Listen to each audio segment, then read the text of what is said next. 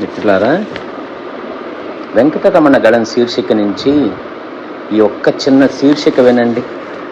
అంతర్యామి అంటే సృష్టి స్థితి లయకారుడు అయిన భగవంతుడు సర్వంతర్యామి. ఆయన సకల చరాచర జీవులలోనూ నిక్షిప్తమై ఉంటాడు. నిర్వికారుడు, నిరాకారుడు, భక్తవత్సలుడైన ఆయన నిరంతరం తన భక్తుల హృదయాల్లో కొలువై ఉంటాడు. అర్ధనారీశ్వరుడైన పినాకపాణి శివరాత్రి నాడు లింగాకారంలో ఉద్భవించాడట. ఆ లింగానికి ఆద్యంతాలు లేవని శివపురాణం తెలుపుతోంది. విశ్వేశ్వరుడు అనేక రూపాల్లో దర్శనమిస్తాడు. త్రయంబకేశ్వరుడు శిరస్సున గంగను ధరిస్తాడు. చల్లని వెన్నెల కురిపించే చంద్రవంకని తలపైన ఉంచుకుంటాడు. హిమవంతుడి కుమార్తె అయిన హిమజను పెండ్లాడి అభిషేక ప్రియుడు కనుక సదా శిరస్సుపై నీటిని గ్రహిస్తూ ఎప్పుడూ చల్లగా ఉంటాడు.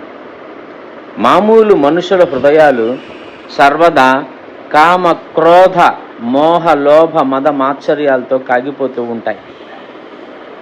తను నివసించే భక్తుల హృదయాల్ని చల్లపరచడానికి, వారి కోరికల్ని నశింపజేయడానికి ఈశ్వరుడు తాను సదా చల్లగా ఉంటాడు. హరుడు శ్మశానంలో సంచరిస్తాడు. అక్కడి దగ్ధమైన శరీరాలు బూడిదను తన మేనికి పులుముకుంటాడు. మనిషి ఎలా జీవించినా, ఎంత ఆడంబరాలకి పోయినా చివరికి మిగిలేది బూడిదే అని చెప్పడమేమో అది.